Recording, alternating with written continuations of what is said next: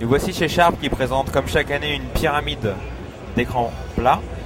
L'avantage cette année, c'est que des dalles de grande dimension sont disponibles, du 32 pouces tout en haut jusqu'au 65 pouces.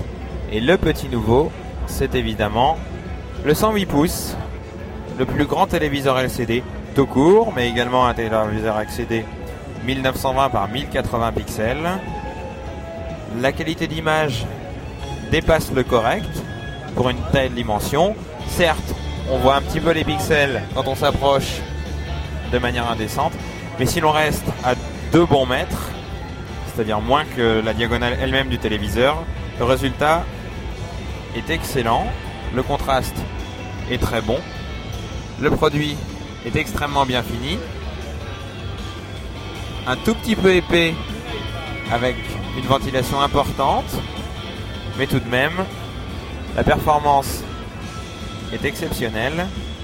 Si LG avait un 100 pouces qui avait posé problème lors de l'IFA puisqu'il était tombé en panne, Samsung a maintenant 2 écrans 108 pouces qui fonctionnent de concert depuis le début du salon sans aucun problème, alimentés par des images haute définition que l'on peut supposer tirer de ce lecteur Blu-ray, un lecteur qui n'a pas encore de nom mais qu'on espère bientôt disponible chez Sharp.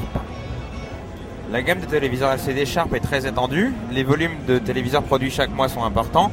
Pour ce faire, la firme dispose de nombreuses usines.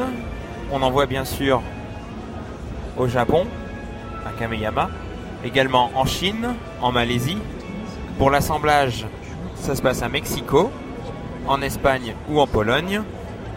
Des capacités de production qui sont nécessaires lorsque l'on dispose d'une gamme aussi étendue, avec des écrans 52 pouces, 46 pouces, la série XE1 que l'on connaît bien en Europe.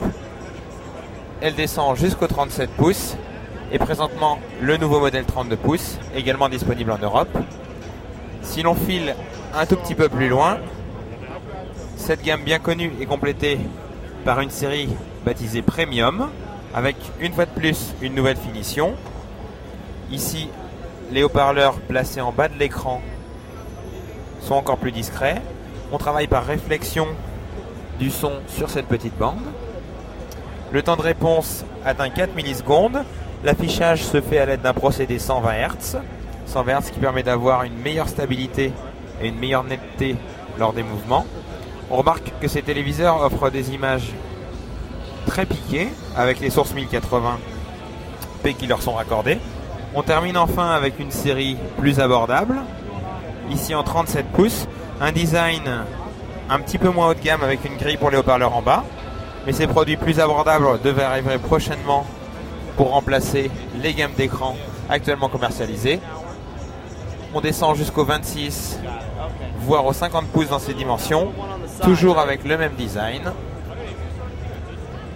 Sharp a fini maintenant de renouveler ses gammes avec du 720p et du 1080p sur 2 niveaux. On termine cette petite visite chez Sharp avec des écrans de nouvelle génération.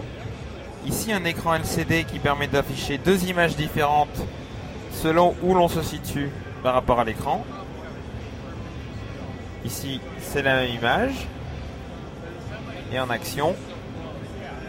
Pour le passager de la voiture par exemple, c'est une cartographie.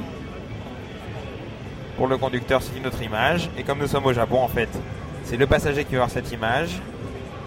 Et c'est le conducteur qui va voir la cartographie. Un peu plus loin, une technologie de triple écran. On voit une image, 2 images, 3 images différentes s'afficher sur l'écran LCD, selon comment on le regarde.